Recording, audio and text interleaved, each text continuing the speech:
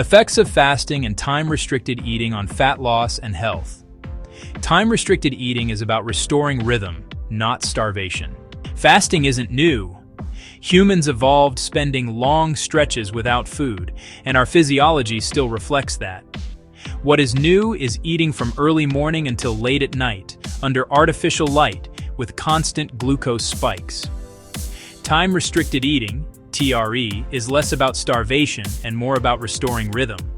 At its core, TRE simply means eating within a consistent daily window, often 8 to 10 hours, and allowing the body to spend the rest of the day in a fasted state. That shift alone changes how hormones, metabolism, and even cellular repair behave.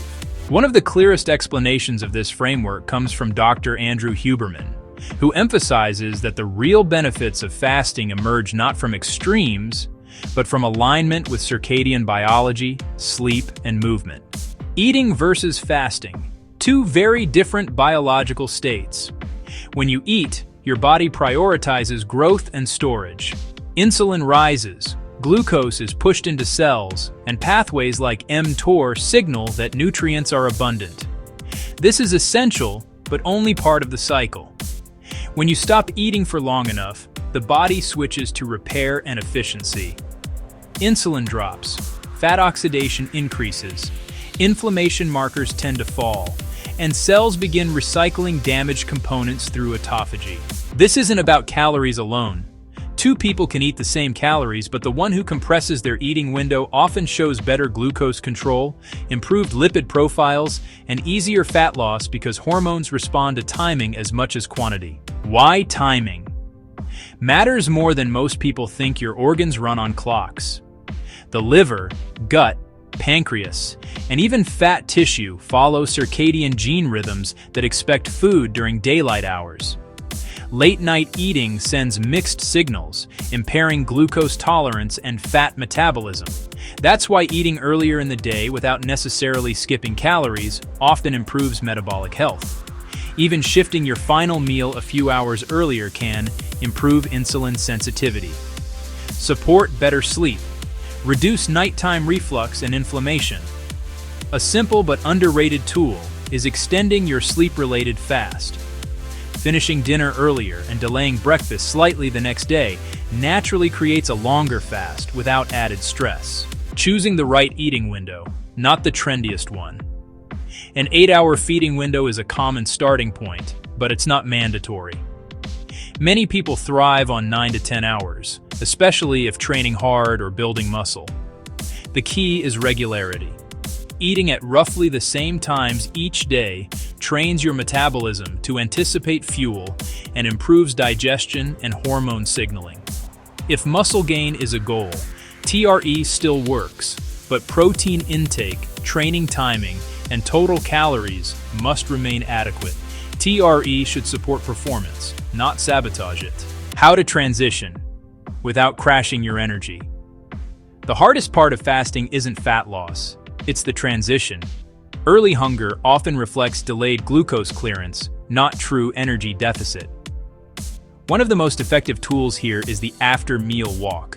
Just 10-20 minutes of easy movement dramatically improves glucose disposal and speeds entry into the fasted state. Other support tools include salt and electrolytes, especially during longer fasts, adequate hydration, avoiding liquid calories that quietly break a fast. A fast is broken by sugars, amino acids, and most sweeteners, not by black coffee, plain tea, or electrolytes without sugar. Supplements, glucose control, and cellular signaling.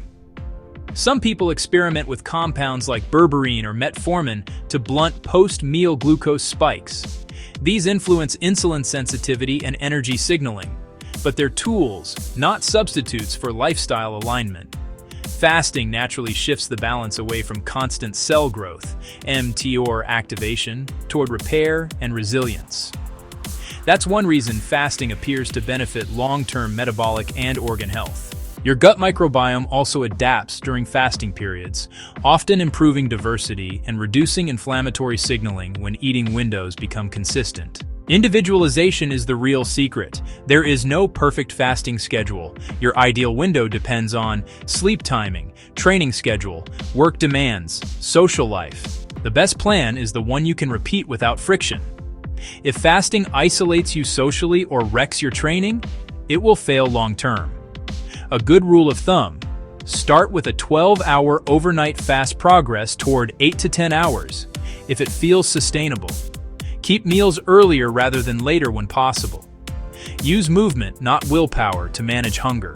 Fasting isn't magic, but it restores contrast between feeding and repair.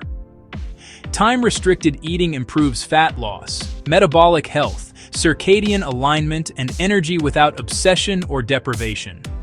My opinion: fasting works best when it feels boringly sustainable. If it feels heroic, it probably won't last.